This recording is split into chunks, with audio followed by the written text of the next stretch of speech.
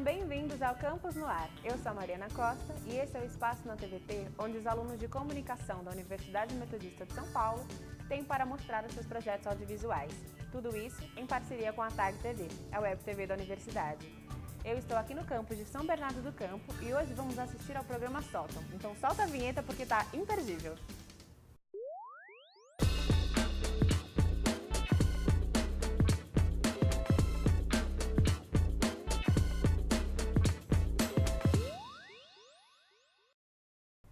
É no curso de Rádio, TV e Internet que os alunos têm a chance de explorar mais o universo da televisão.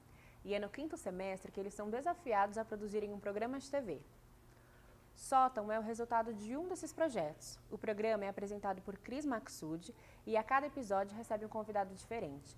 A entrevista é conduzida por meio de objetos que remetem à vida desse entrevistado. Diferente, né? Ficou curioso? Então vamos assistir!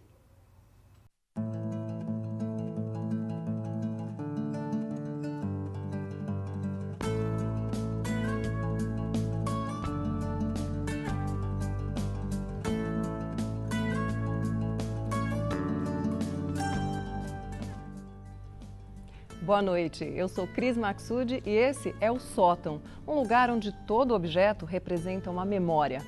A cada programa, um baú será aberto e o nosso convidado voltará no tempo guiado por objetos pessoais que foram importantes na sua trajetória. E nessa estreia, o Sótão guarda um pouco das lembranças do radialista Irineu Toledo. Eu sou Irineu Toledo, nasci dia 3 de dezembro de 1958, no Tatuapé, filho do seu João e da dona Eulália. Bom, eu especialmente sou locutor desde 1978. Essa profissão determinou a minha vida. Sou mais reconhecido como locutor, né, como apresentador. Então lá se vão 33 anos nessa atividade. Tenho uma aparência bastante calma, zen, mas no fundo eu sou bem agitado, mas eu controlo bastante esse meu sistema interno. Eu sou pai 4 vezes, não moro com meus filhos não, eles já estão todos adultos, mas temos uma proximidade muito gostosa. Hoje, né, já vivemos uma convivência de seres humanos adultos. Eu acho que eu tenho uma qualidade interessante que é a tolerância. Eu sou uma pessoa negociadora por natureza. Eu acho que eu não imponho muito o meu modelo de pensamento, venho aprendendo isso. Acho que eu respeito bem as qualidades dos outros. Meu defeito também tá ligado a isso. Talvez essa tolerância faz a gente também ser bobo demais, deixar muita coisa passar quando não devia, isso vicia muito em torno. Ser comunicador, para mim, é participar positivamente da vida de quem me ouve. Então, eu espero sempre ser um comunicador que leva uma palavra boa. Defino uma pessoa que gosta de viver. Gosto da vida, gosto de emoções fortes.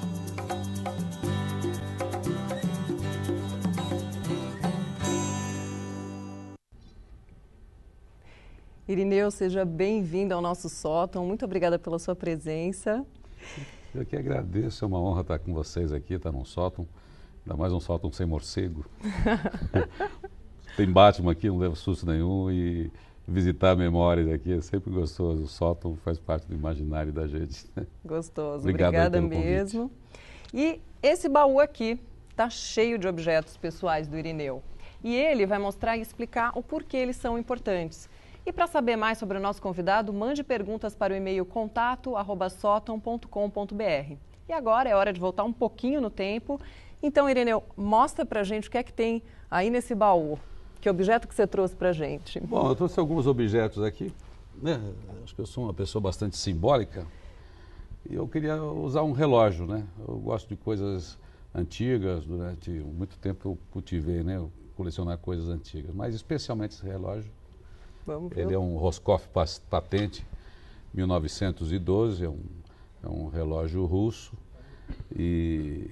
mas ele tem um valor sentimental para mim. Eu acho que na vida da gente, algumas pessoas se aproximam, a gente nem sabe porquê, nem se lembra o nome delas, mas elas continuam na vida com a gente. E o que de importante teve esse relógio na sua vida? Eu comecei a minha vida muito cedo, com 16 anos eu saí de casa, fui para o interior, onde eu comecei a minha vida como radialista. Mas antes disso eu tinha um lodinha de roupa. Lodinha. Um lodinha.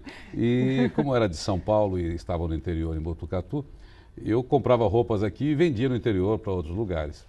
Então, vamos dizer assim, eu era um mascate também. Então, eu pegava uma sacolinha de roupa e levava. De porta em porta? Você vendia mercadoria de porta em porta? Vendia de porta em porta.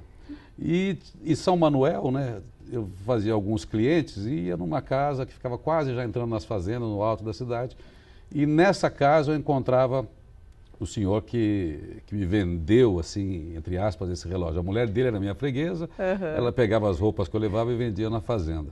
Eu tinha um prazer muito grande de chegar no fim da tarde ali, naquela varanda, daquelas casas bem típicas do interior, aquele banco de madeira. Ficava olhando para a cidade, ouvindo as histórias da linha de trem, as histórias da cidade de São Manuel, e o prazer de conversar com aquele velho, que era enorme, ele era diabético. E eu sei que também eu percebia que ele tinha um prazer quando eu chegava lá, garoto, ali nos meus 17 anos. E um dia eu vi esse relógio, fiquei apaixonado, acho que a gente criou ali um ambiente de negócio. Eu sei que ele queria vender para mim, eu queria muito ter aquele relógio porque eu já tinha uma afetividade com ele. Não sei o nome desse senhor, não sei quanto tempo mais ele viveu, mas ele anda comigo, eu me lembro dele com alegria, vejo o olhinho dele brilhando, vejo ele me esperando, sentado ali, depois chegava a mulher dele que parecia a Olivia Palito, ela era muito gorda, ele era muito magra. Enorme, ela... Ela fazia um café, me servia naquela canequinha de ágata e tudo. Então eu lembro com muita saudade, quer dizer, isso faz 35 anos. Esse senhor anda comigo, é um dos personagens que está comigo, sem eu saber exatamente quem é ele. Nem lembro o nome dele, mas ele anda comigo. Então quer dizer que você guarda esse relógio e assim, você foi vender a mercadoria e acabou comprando, né? Então, e esse relógio tem esse significado, embora eu goste do antigo, mas ele me traz esse velho comigo sempre, eu não sei por quê. Por causa de um desses mistérios da vida das pessoas que a gente carrega com a gente. Bacana. Vamos ver também quais são as curiosidades de quem está em casa. O Luciano Amaral, de São Paulo, perguntou o que você sonhava ser quando crescesse. Acho que a primeira coisa que me perguntaram, que eu lembro na escola lá no segundo ano, o que você vai ser quando crescer? Eu falei, advogado. A pessoa falou, nossa. Advogado. Acho que eu também não levaria muito jeito não, embora seja um defensor das boas causas. Você nunca pensou em ser um comunicador? Não. Quando pequeno? Não, chegou rápido. Embora eu gostasse de falar, ler em voz alta na escola, era um dos primeiros. Ia cantar na frente, aquelas músicas do Roberto Carlos, aquele lance anos 60. Quer dizer que já tinha uma coisa incorporada, então, quando era pequeno, né? É que acho que você não tinha noção que você pudesse seguir essa carreira de radialista. Eu não sabia, era coisa de artista, né? Um filho de operário, né? Uma família grande, já sabe que não tem lugar no mundo, né? Para esse ambiente de artistas. Então, na escola, depois igreja, né? Essa coisa de ler textos, eu era um bom leitor. Me apareceu mais claramente a coisa do comunicador, porque eu fui o orador da minha turma de ginásio aos 15 anos. Olha só, tá vendo? Então sem querer, ali eu tive o meu primeiro microfone. Por uma coincidência, depois, né, fui muito elogiado, porque minha voz mudou aos 13, então era aquele garoto com uma carinha, né, e um vozeirão. E eu tenho aqui um e-mail do Marco Antônio de Guarulhos, que diz assim: Irineu, admiro muito o seu trabalho. Obrigado. E vi que você costuma guardar coisas importantes. Tem algum presente que você ganhou e ainda guarda? Eu acho que tem, sim. Tem livros que eu ganhei, que eu guardo com carinho. Especialmente, acho que o livro que para mim é um símbolo, que é o Velho e o Mar, né, que é o do Hemingway. Acho que o dia que eu me encantei por leitura sem precisar ser obrigado a ler na escola, né? Ou a mãe mandou. Eu li, fiquei encantado com aquilo. Eu falei que coisa fantástica, porque eu peguei o Velho e o Mar, sempre gostei muito do mar. E quando eu abri a página, ele já me apresenta o cara, o nome dele era Santiago.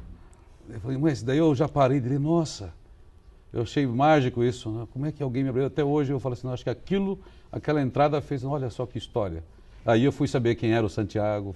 Então É incrível, né? Na verdade são presentes então que você guarda com algum sentimento, né? Porque às vezes não é o valor do presente, é o valor emocional mesmo. Assim, olha, o dia que eu aprendi a ler, que eu achei que eu gostava de ler, que olha que bacana, foi esse livro, então que eu ganhei, foi uma coisa bacana.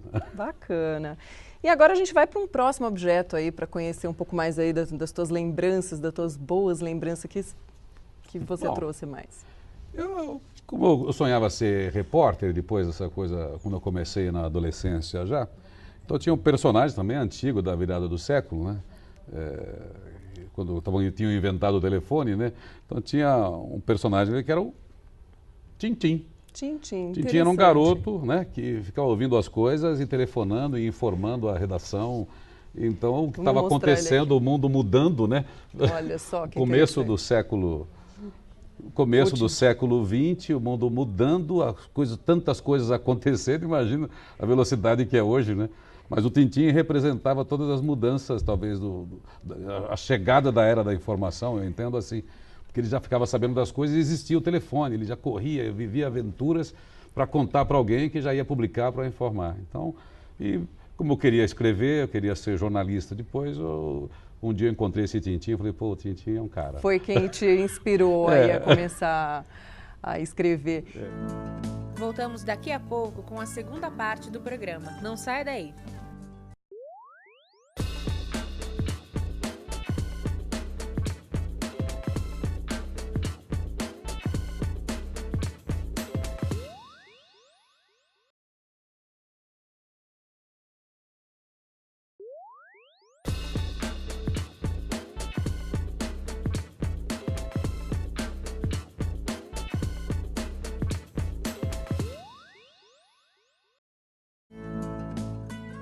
Estamos de volta com o Sótão. E você falou que você pegou o primeiro microfone aí aos 15 anos de idade. Isso. E aí você foi orador. Fui orador da minha turma de ginásio, senhoras e senhores, eleito para ser o representante de todos. Sabe aquele discurso que algum professor escreve, que nem tem a ver muito com a linguagem da gente. Mas eu fiz aquele discurso, dizem muito bem, daí fui muito elogiado. Com essa voz, daí né? Foi, de certa forma, 3 anos depois, eu acabei indo para o interior e num teste acabei entrando na minha primeira emissora de rádio. Depois de alguns anos. E depois seguiu carreira aí e entrou nas rádios? Eu comecei eu sou um profissional de transição, né? Porque eu comecei em rádio em maio de 1978. É o AM e o FM chegando. O FM ainda não tinha se tornado o veículo jovem, o veículo musical. Então eu entrei em rádio em 78 dentro de uma linguagem tradicional no interior. Mas eu estava com 18 para 19 anos. Então quando eu estava com 20, estava chegando o FM. Então eu acabei sendo um dos caras dessa primeira geração de FM já no interior, já fazendo DJ. E depois logo em 83, já em São Paulo, depois de passar por algumas emissoras do interior. Que bacana. Então, e um pé no comunicador de FM, um pé no jornalismo, que eu sempre fiquei combinando funções diferentes de rádio. E o que te fez voltar para São Paulo? Porque você saiu jovem, né? Com quantos anos? E foi para o interior? Saí com 16. Eu saí com 16 naquelas de aventura, de mudar a vida. Eu queria também fazer faculdade, ser jornalista, mudar o mundo, né? Fazer todas as revoluções que a gente queria fazer na época. E depois, quer dizer, casei muito jovem, estava na faculdade, fiquei grávido. Daí caiu o peso da realidade. Da responsabilidade. Aos 21 anos eu estava lá esperando a minha filha, que aliás está grávida agora. Olha, minha filha de 30 parabéns. anos, está grávida, já vem aí meu neto. E ali eu comecei a transitar pelo interior. Caí na Real, fiz uma trajetória de rádio e depois a oportunidade para profissionais de rádio é São Paulo, um grande centro. Ah, com certeza. Então, quando apareceu aí um jeito de vir para São Paulo, eu caí na Manchete FM em 1983 e fiz a minha carreira toda aqui. E seguiu para a rádio em São Paulo e não tem vontade de fazer um programa de rádio no interior? Olha, eu acho que rádio é fascinante. Em qualquer lugar que eu fizer, eu estou feliz, porque essa atividade de falar com gente, de interferir na vida das pessoas, é muito mágica. Acho que dá um papel muito bonito. Eu adoro isso. Então, eu estou numa emissora de rádio hoje grande, falando em rede, falando para todo o Brasil. Mas se eu estiver falando numa rádio comunitária, falando com as pessoas, interferindo positivamente na vida das pessoas, eu acho que tudo bem. Cada fase da vida a gente faz, né? A gente ocupa o espaço que a gente tem. Eu, naturalmente, não tenho pretensões profissionais em relação a isso, mas atividade, a minha profissão de fé é essa. Eu faria, sem dúvida nenhuma, em qualquer lugar. Com muito eu faria amor, a mesma com muito coisa. prazer. No interior, São Paulo, né, numa latinha de massa de tomate, como criança. O amor é a sua profissão. É. E para ocupar um cantinho desse sótão, envie perguntas para o convidado de hoje, Irineu Toledo, através do e-mail contato@sotom.com.br. Irineu, agora vamos deixar o passado no seu devido lugar. E o que você me diz sobre o presente, tua vida atual? Eu acho que, de qualquer maneira, eu estou cristalizado com esse personagem, com essa atuação que eu tive na minha vida, né? Vivi verdadeiramente, e claro que é esse mesmo cara que está enfrentando, né, o futuro, esse futuro imediato que é agora, daqui a pouco, né, que eu tenho um pouquinho de condições de administrar, digamos assim. Então, pretendo continuar fazendo a mesma coisa. Eu gosto dessa minha atividade, como eu estava te dizendo. Onde eu estiver, eu quero ser esse cara que diz coisas legais, que procura ter uma palavra boa, orientada, claro, por informações, por atualização, né, então, o meu futuro é isso. Eu posso passar por transições, fazer novas escolhas, em função desse ponto de inflexão da vida, aos 53 anos quase de idade. Então, eu estou precisando largar coisas e começar outras coisas. E eu pretendo privilegiar, a partir de agora na minha vida, quero privilegiar novamente o estudo, o conteúdo, né, justamente para auxiliar na minha comunicação mais livre, desvinculada de qualquer objetivo de pauta, de formato e tal. Então, quero ter a minha própria pauta, se possível. Muito bom. E o Otávio Luiz de São Gonçalo, no Rio de Janeiro, também tem uma pergunta aqui interessante. Qual foi a maior saia justa que você já passou no trabalho? Puxa vida, acho que eu já tive várias saias justas, mas uma vez eu tive que colocar um diretor fora do estúdio, porque ele... Nossa, por quê, Irineu? Porque eu estou fazendo um programa, eu estou homenageando um sujeito que quase ninguém conhece, que não é nada importante, um tal de João Gilberto, que ganhou simplesmente, né, um Grammy, né? E eu tenho um programa de conteúdo, e o João Gilberto, a Bossa Nova, não é uma música representativa, claro. E na rádio não podia tocar, mas eu fazendo um programa de conteúdo, eu coloquei o samba de uma nota só de fundo. Estou lá falando do João Gilberto, um pouquinho da história dele, um pouquinho da importância desse prêmio, e o cara achando que aquilo não era.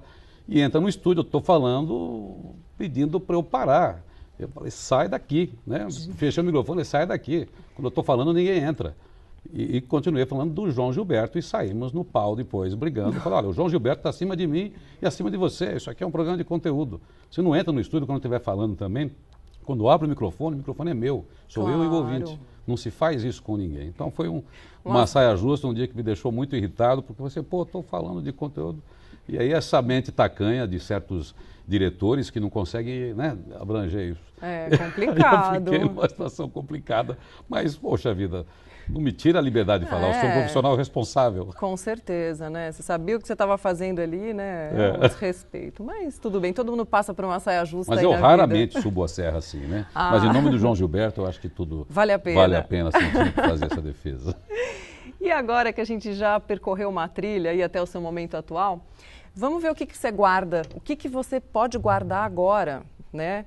No sótão, que vai te trazer boas lembranças aí no futuro. Bom, então, como você está falando de futuro, eu, depois de muita insistência, muita preguiça, tenho esses 15 anos de rádio independente, mas um rádio independente não marginal, né? Eu estou sempre dentro de estruturas comerciais, eu faço esse programa, o primeiro programa, que hoje é Transnotícias, mas a minha marca mesmo é o primeiro programa. Uhum. Então tem essas minhas mensagens das 6 horas da manhã, que é a hora que eu dou bom dia para as pessoas, e aí eu viajo na maionese, fico numa associação livre que eu gosto, assim, de ideias, sabe? Essa coisa que você fala, o que dá vontade na hora. Então é sempre sobre o mesmo tema, é um bom dia. Então eu chamei isso de Feliz Dia Novo. E aí eu fiz um livro que ele é redundante, porque é um Feliz Dia Novo, que todo dia é igual, mas é igual se a gente permitir. Então todo dia você pode fazer alguma coisa de diferente para se melhorar, porque todo dia você só ganha para ser melhor, para ser diferente, para se superar, para ser mais.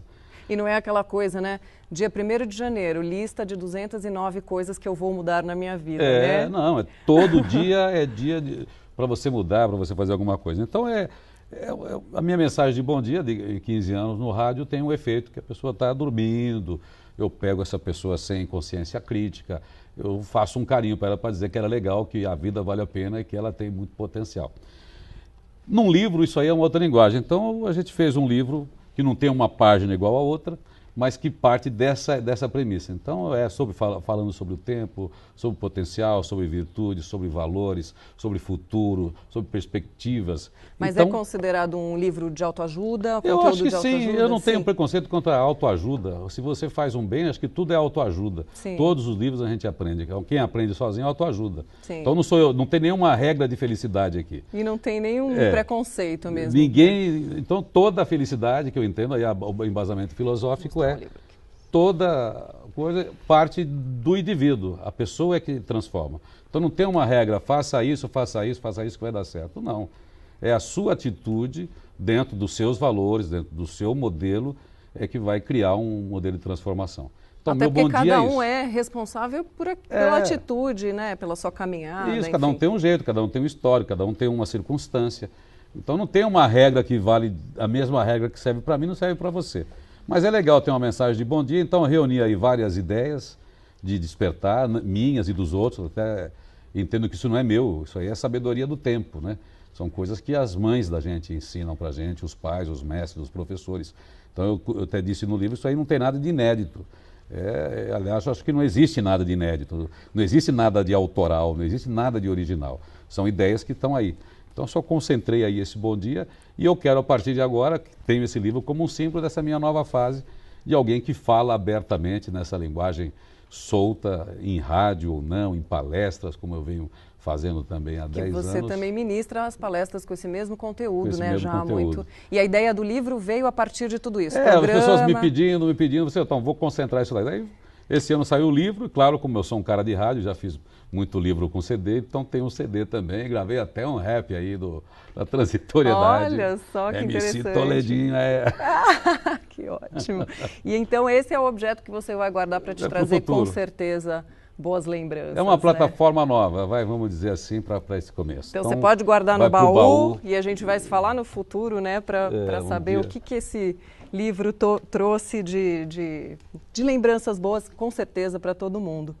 Inclusive aqui, o Benício Gonçalves de Porto Alegre, ele quer saber se você recebe algum tipo de retorno dos seus ouvintes.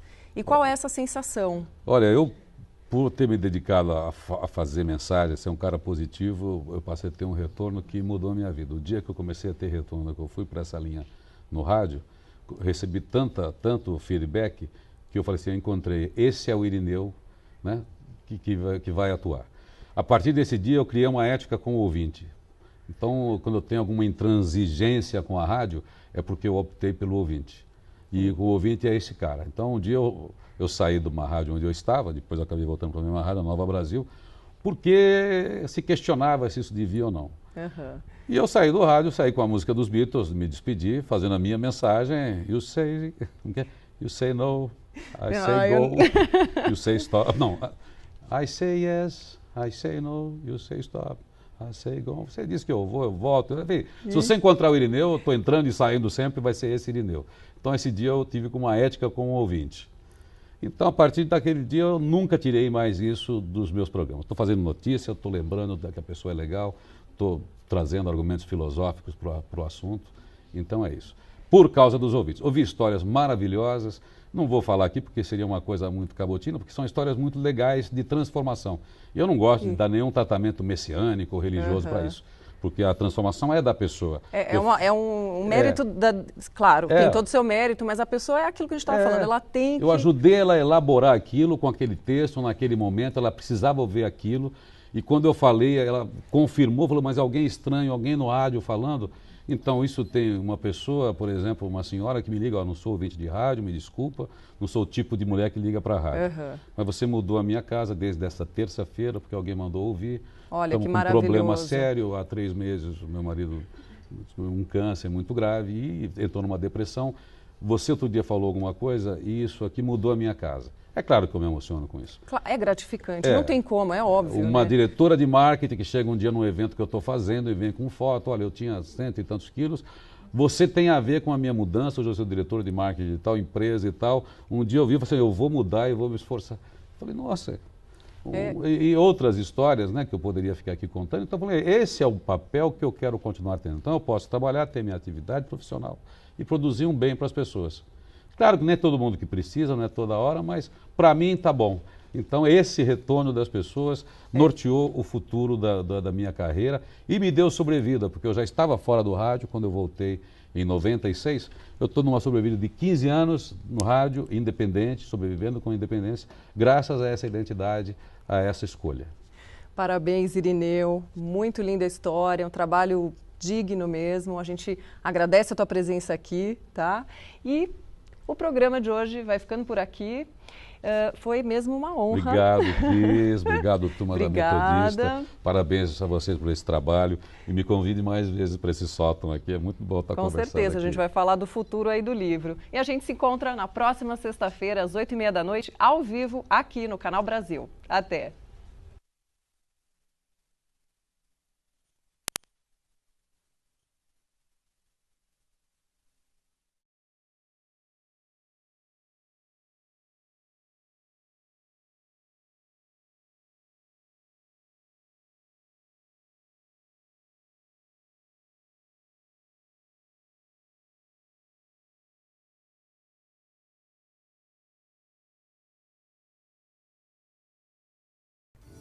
E o Campus no Ar de hoje está chegando ao fim, mas você já sabe, pode conferir Sótão e outros documentários, curtas, webséries em tarcotv.net ou no nosso canal no YouTube.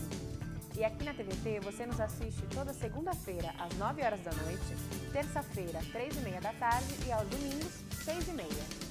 Vejo vocês no próximo programa. Tchau, tchau!